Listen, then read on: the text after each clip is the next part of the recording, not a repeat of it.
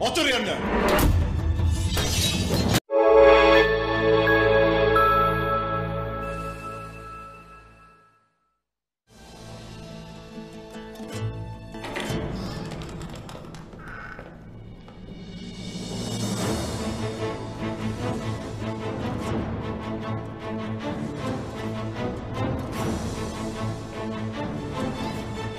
Emir Bahattin.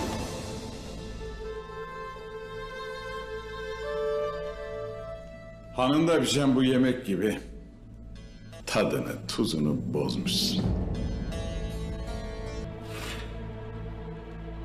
Alın şunu önümden. Emir Hazretleri. Bilbilge Hatun. Ne kadar müteessir olduğumu bilmeni isterim. Çok yakın bir arkadaşımdı. Devletine sadık. Bilmeni isterim ki mesul olanları bulup hesabını görmeye geldim. Buyurasın hele.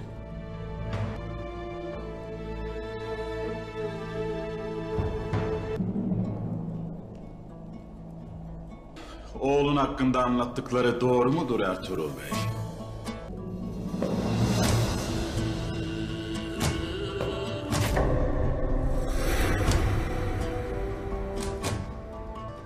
Önüne konan nimete saygı göstereceksin.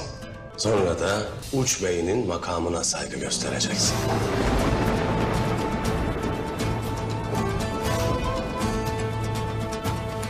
Haddini bil. Herkes haddini bilecek Emir Bahattin. Sen de bileceksin ki adabıyla konuşacağız. Seni dinlerim. Ertuğrul Bey, oğlunu adaletten kaçırdığını söyler. Onu bize getiresin. Sen de celladına gidersin. Evvela benim boynumun borcudur. Yargılanması için Konya'ya götürmeye geldim. Neden Söğüt değil? Madem kendinden de oğlundan da şüphe duymazsın, yargının hakkaniyetle icrası için doğru olan budur Ertuğrul Bey. Engel olmayacaksın.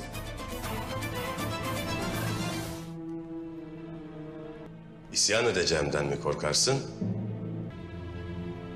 Hiçbir şeyden korkmam Ertuğrul Bey. Mesnetsiz iddiaların vuku bulduğu yer Söğüt'tür. Uç Bey olarak davanın burada. Daha oğlun ortada yok, sen benimle mahkeme pazarlığı edersin. Oğlumu Söğüt'e getirip adalete teslim edeceğim. Başka diyeceğiniz var mıdır? Konya'ya götüreceğim derim, anlamaz mısın? Ben de bu ısrar ne derim? Sen anlamaz mısın Emir Bahattin? Yeter! Otur yerine!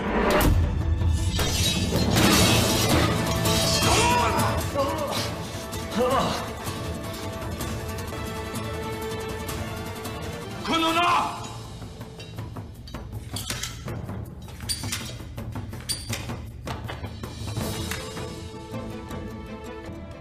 İnat!